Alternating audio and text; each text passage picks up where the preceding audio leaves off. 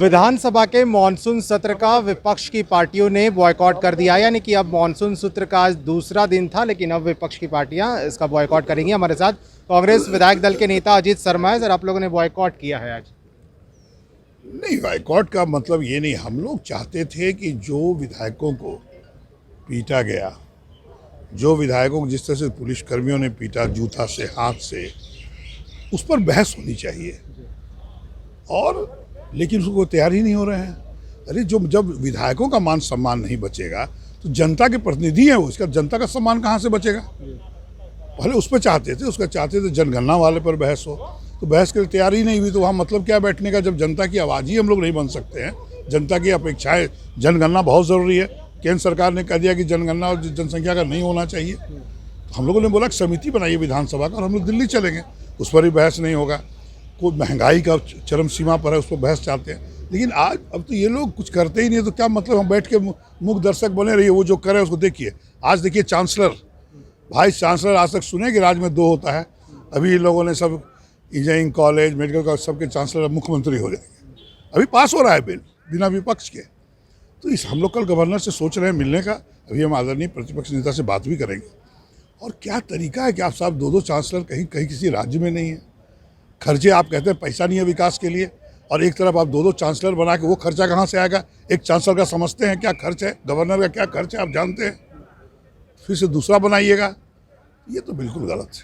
23 मार्च को जो कुछ हुआ सर, उसके बाद विधानसभा अध्यक्ष ने कहा कि 2 पुलिसकर्मियों को निलंबित किया गया।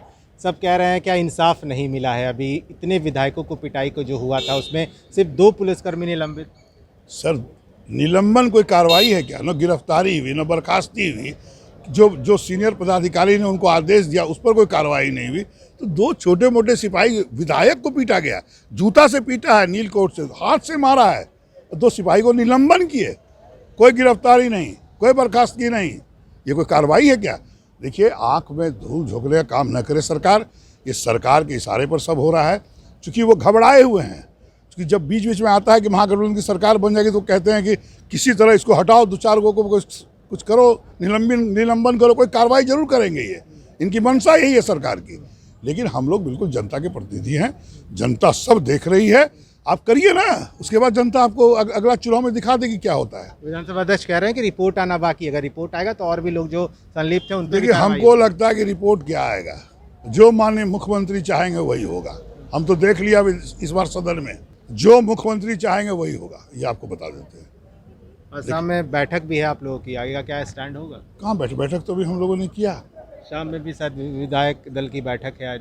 नहीं, अभी हम नहीं जानते, इसी जानकारी नहीं। कांग्रेस विधायक दल के नेता अजीत शर्मा हमारे साथ थे। और जो कुछ भी हुआ 23 मार्च को, जो विधायकों की पिटाई हुई, उसके बाद विधायक जो हैं, विपक्ष के विधायक कहते हैं कि इंसाफ नहीं मिला। जो इंसाफ की बात होती है कि कई विधायक को पिटाई हुई थी और कई पुलिसकर्मी इसमें शामिल थे, ऐसा विपक्ष के विधायक कहते हैं। लेकिन विधानसभा अध्यक्ष का कहना है कि जो लोग इसमें संलिप्त थे उन पर कार्रवाई हुई है और रिपोर्ट आनी बाकी है। अगर रिपोर्ट आएगी तो और भी जो पुलिसकर्मी इसमें मारपीट में शामिल थे उन पे भी कार्रवाई होगी, उन पे भी गाज गिरेगी। लेकिन अब जो बड़ी खबर थी वो ये थी कि विपक्ष की पार्टियां मॉनसून सत्र का बॉयकॉट कर रही हैं, यानी कि अब कल से विपक्ष की पार्टियां यहां नहीं पहुंचेंगी सदन में। अब आगे आने वाले समय में देखना होगा कि क्या विधानसभा अध्यक्ष के साथ एक बैठक होती है या फिर इसी तरह का बॉयकॉट देखने को मिलेगा। आप बने रहें फर्स्ट बिहार के साथ। धन्यवाद।